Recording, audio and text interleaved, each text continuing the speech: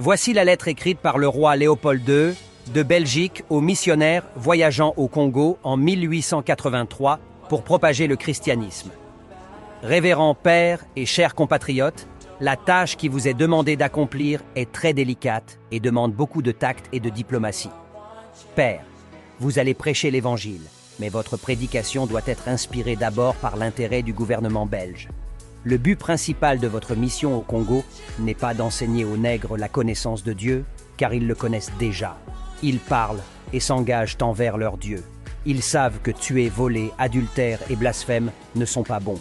Votre rôle sera essentiellement de faciliter facilement la tâche du personnel administratif et industriel. C'est-à-dire que vous interpréterez l'Évangile de manière à protéger et servir les intérêts de la Belgique dans cette partie du monde. Pour ce faire, vous verrez que nos sauvages ne s'intéressent pas aux richesses que possède leur sol pour qu'ils n'en veuillent pas. Ainsi, ils ne se lancent pas dans une compétition meurtrière avec nous et rêvent de vivre une vie luxueuse. Votre connaissance des Écritures nous aidera à utiliser des textes spéciaux qui recommandaient aux infidèles d'aimer la pauvreté, tels que les béatitudes, bienheureux les pauvres, car le royaume des cieux est à eux.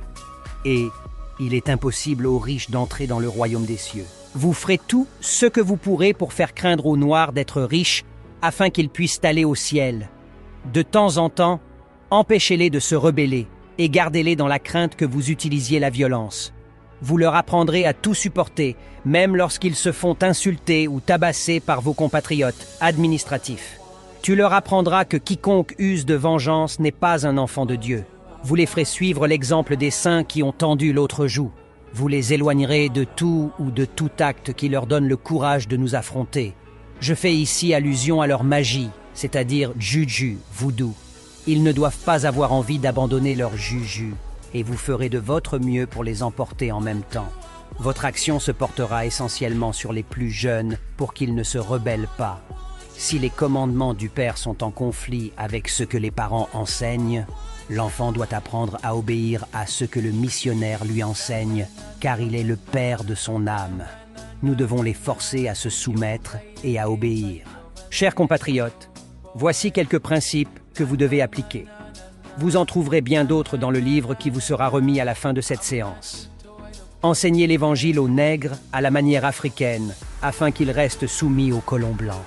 Ils ne se rebelleraient pas contre l'injustice que leur faisait le colon. Faites-leur toujours méditer sur « Bienheureux ceux qui pleurent, car le royaume des cieux est à eux ». Convertissez les Africains toujours au moyen